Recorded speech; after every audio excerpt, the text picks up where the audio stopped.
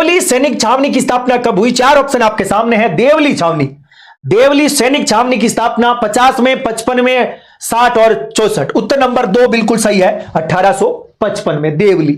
दोस्तों देवली की बात करूंगा। देवली की बात करने से पहले एक चीज बताता हूं। राजस्थान में टोटल 6 छावनियां थी 1857 की क्रांति के समय। 6 छावनियों में 2 छावनियों में विद्रोह नहीं हुआ, 4 में विद्रोह हुआ। अब आपसे कोई पूछे क्वेश्चन कि बताओ, क्योंकि इसने पूछ लिया है कि देवली छावनी की स्थापना बताओ, तो 1855 है। इस समय देवली छावनी की स्थापना करने का श्रेय किसको है? मेजर टॉम को। याद रखें, मेजर टॉम।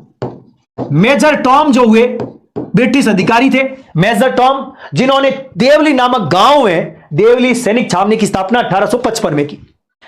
जबकि आपसे कई बार पूछ लेते हैं कि नसीराबाद छावनी की स्थापना कब हुई, तो आप बताएंगे नसीराबाद। नसीराबाद जो छावनी है इसकी स्थापना 1818 में हुई ब्रिगेडियर नॉक्स के द्वारा। याद रखें, ब्रिगेडियर नॉक्स, ब्रिगेडियर नॉक्स, यह याद रखें, है ना। नसीराबाद छावनी की स्थापना 1818 में ब्रिगेडियर नॉक्स के द्वारा, और देवली की मेजर टॉम के द्वारा 1855 में। एरिनपुरा छावनी 1835 है, और 1822 के अंदर ब्यावर है। लिख देता हूं, एरिनपुरा 1835 में है। और इसके अलावा बच गई आपकी ब्यावर छावनी, जिसकी स्थापना 1822 में है।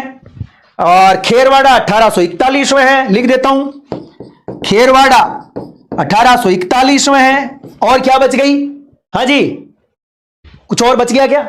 तो ये बात आप याद करेंगे, ठीक है। हां, एक बार क्वेश्चन आया हुआ है, फिर से आ सकता है। शेखावाटी ब्रिगेड की स्थापना, शेखावाटी ब्रिगेड का मुख्यालय तो झुंझुनू में था, स्थापना 1834 है। यह क्वेश्चन भी आ चुका है, ठीक है।